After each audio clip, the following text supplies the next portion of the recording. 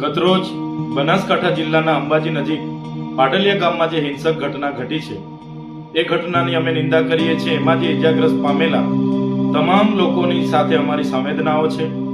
અમે પણ આ બનાવની જાણ થતાં ત્યાંના કેટલાક લોકો સાથે સંપર્ક કરીને આ સમગ્ર ઘટનાની માહિતી લેવાના પ્રયાસો કર્યા। ત્યારે અમને જે માહિતી મળી છે એ માહિતી મુજબ ગતરોજ વન વિભાગના અધિકારીઓ પોલીસ બંદોબસ્ત સાથે પાટલિયા ગામમાં પહોંચે છે અને ત્યાં વર્ષોથી રહેતા આદિવાસી પરિવારોના ઘરો તોડવાની વાત કરે છે અને એ ઘરો તોડતા અટકાવવા માટે કેટલાક આગેવાનો એમને સવાલ કરે છે કે 3 પેઢીથી અહીંયા અમે રહીએ છીએ, અહીંયા જમીન અમે ખેડાણ કરીએ છીએ અને અમારું જીવન નિર્વાહ કરીએ છીએ।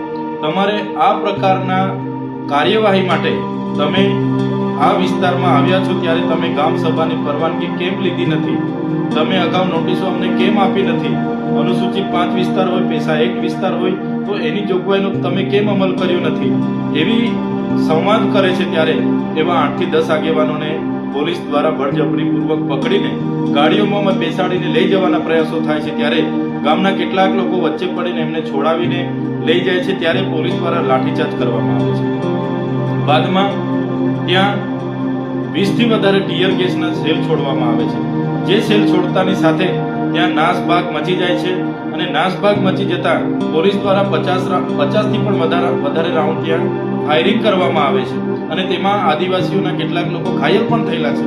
ત્યારે આ ઘટના બાદ ત્યાં પથ્થરમારો થાય છે અને કેટલાક અધિકારીઓ પણ ઘાયલ થયેલા છે।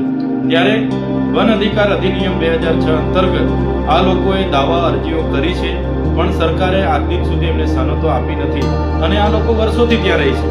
તો જે પણ કાર્યવાહી થવી જોઈએ તે નીતિ નિયમો મુજબ થતી, સંવાદ મુજબ થતી, તો હું માનું છું કે આ પ્રકારની કોઈ પણ હિંસક ઘટના ત્યાં બનવાની નહોતી।